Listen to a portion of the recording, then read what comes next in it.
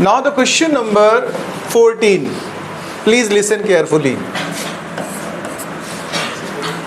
हमारे पास जो क्वेश्चन 14 है इसमें देखिए क्या डेटा है. Consider a uniform electric field. Electric field की वैल्यू गिवन है आपको 3 × 10⁻³ आई कैप. एक्चुअल में आई जे और के अगर हैं इसका मतलब है आई है तो एक्स एक्सिस और जे होता तो वाई और के होता तो जेड एक्सिस. ये डायरेक्शन भी दिया साथ में वेक्टर क्वांटिटी होती है फील्ड. पहला पार्ट हमसे कह रहा what is the flux of this field through a square of 10 centimetre. देखिए इससे एक फ्लक्स निकलेगा और वो किसी स्क्वायर से होकर पास होगा. उस स्क्वायर की जो डायमेंशन गिवन है वो आपको कितनी गिवन है 10 सेंटीमीटर. और ये प्लेन कौन सा है वाईजेड प्लेन. इस पे थोड़ा ध्यान देना. वाईजेड प्लेन बोल रहा है क्वेश्चन हमसे. ठीक है इसमें फ्लक्स चाहिए. वैसे एक बात बताओ फ्लक्स निकालने के लिए जो फॉर्मूला हमारे पास होता है आपको याद होगा E डॉट ए.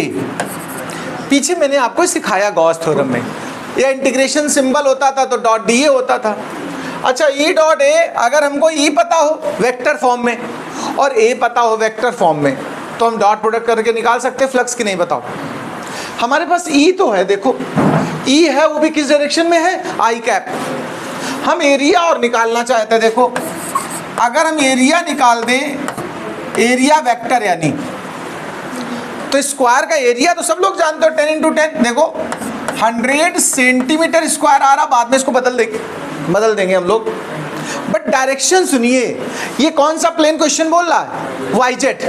आप इस रूम में बैठे हैं आप अपने हिसाब से प्लेन यहाँ पर ढूंढें. जैसे किसी एक लाइन को एक्स एक्सिस ले लिया एक को वाई ले लिया और ये हाइट वाले को जेड ले लिया. ध्यान से सुनिएगा आप प्लेन फाइंड करिए. पहले हमने इस तरफ वाली लाइन को x कहा. ये दूसरा जो ये ब्रेथ है इसकी बोर्ड की उसको हमने y कहा और जो हाइट है वो z कहा. कोई दिक्कत किसी को बताओ. इसमें से x डायरेक्शन में कौन है फील्ड. ये डायरेक्शन x है. देखो ये फील्ड की डायरेक्शन है कि नहीं आई कैप लगा है. हम एक डायरेक्शन जानना चाहते हैं. आपको जानकारी के लिए बता दूं मैंने एरिया वेक्टर पढ़ाया है. एरिया वेक्टर की डायरेक्शन हमेशा प्लेन के परपेंडिकुलर होती है. जैसे ये प्लेन है सपोज करो ये वाईजेड प्लेन है और ये एरिया वेक्टर हुआ. जो प्लेन बनेगा ऐसे उस पर 90 बनाओ आउटवर्ड हो भी 90 आउटवर्ड. तो ये बताओ कौन सी डायरेक्शन होगी. अब आप यहाँ देख लो 3D में जब आप बैठे हो सामने कमरे में वो एक्सिस कौन सा माना था हमने बताओ x था. तो एरिया वेक्टर किधर जा रहा है x में तो जा रहा है. जब वाईजेड प्लेन बोला ध्यान रखो ऐसे भी याद कर लो जिस प्लेन को बोले उसमें जो नहीं है वही परपेंडिकुलर है. इसका मतलब है वाईजेड प्लेन पे कौन परपेंडिकुलर x मतलब y. अगर xz प्लेन होता तो y और x और y होता तो z यानी कि ऐसे भी आप डायरेक्ट समझ सकते हो बात बात अंडरस्टैंडिंग के बाद. तो इसमें जो अगर वेक्टर बनाए तो हमें क्या लगाना पड़ेगा अपनी तरफ से आई कैप लगाना पड़ेगा कि नहीं क्योंकि इसकी डायरेक्शन x है. x मतलब आई है. तो अच्छा ये लेकिन सेंटीमीटर स्क्वायर है. हम पहले से बता चुके हम लोग मीटर स्क्वायर में डील करना चाहते हैं. तो सेंटीमीटर स्क्वायर को मीटर स्क्वायर बदलने के लिए क्या करते हो बताओ 10⁻⁻4 से मल्टीप्लाई करते हो. दोनों चीजें आ गई. हम फ्लक्स निकालने की बात कर रहे थे. फ्लक्स का formula E dot A dot. तो E निकालिए 3 × 10⁻³ आई कैप डॉट 100 × 10⁻⁻4 आई कैप. अच्छा आई डॉट आई तो शायद आपको पता ही होगा 11th क्लास में पढ़ाया था. I dot I J dot J सब क्या होते हैं 1 हो जाते कि नहीं. तो सिर्फ नंबर का मल्टीप्लाई होना है. पावर देखिए ये -4 है और यहाँ कितनी है प्लस की 3 है. -1 बची वो 1 0 इसका निपटा देगी. तो कितना बचेगा कुल मिला के 30. अच्छा ध्यान रखना कभी भी न्यूमेरिकल प्रॉब्लम करें या प्रूविंग कर रहे हैं तो यूनिट जरूरी है लिखना. यूनिट हमें पता करनी फ्लक्स की. अगर हमको नहीं पता है बाय द वे तो हम वापस फार्मूले पे चले जाएं.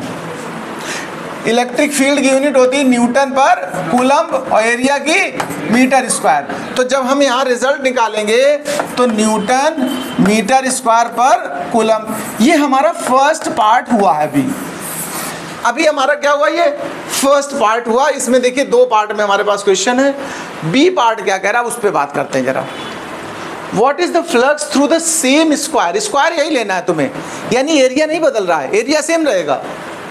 Same square if the normal of its plane. इस प्लेन का नॉर्मल वही तो एरिया वेक्टर होता है. अब बोल दिया नॉर्मल ऑफ द प्लेन मतलब एरिया वेक्टर की डायरेक्शन। अगर नॉर्मल ऑफ द प्लेन बोले तो किसकी डायरेक्शन है वो, एरिया वेक्टर की। Makes 60 degree with X axis, और एक्स एक्सिस में कौन था, आई, आई मतलब E, electric field. Electric field अभी भी एक्स पे ही है देखो, लेकिन एरिया वेक्टर ने इसके साथ कितना एंगल बना लिया, 60। तो एरिया वेक्टर का एंगल अगर 60 हो जाएगा, देखो इफ थीटा बिकम 60, मतलब फ्लक्स जब निकालोगे डॉट प्रोडक्ट ओपन करते तो ई ए कॉस 60 आ जाएगा कि नहीं, बताओ भैया। डॉट तो जानते हो, ए डॉट बी का फॉर्मूला क्या होता था, ए बी कॉस थीटा, और ए क्रॉस भी होता था ए बी साइन थीटा, ये तो याद होगा 11th का। तो वही कॉस लगा दिया। ई और ए का हमने अभी प्रोडक्ट जो भी निकाला है, देखो जो भी निकाला था रिजल्ट, ई और ए का ही तो प्रोडक्ट था। अब उसमें कॉस 60 और आ जाएगा। ई और ए का प्रोडक्ट अभी हमने कितना निकाला था बताओ, 30 निकाला था। तो सीधा सीधा 30 और कॉस 60 मतलब 1/2। तो यहाँ कितनी वैल्यू बचेगी, 15 न्यूटन मीटर स्क्वायर पर कूलम। नोट करिए, सेकंड पार्ट यानी बी पार्ट है।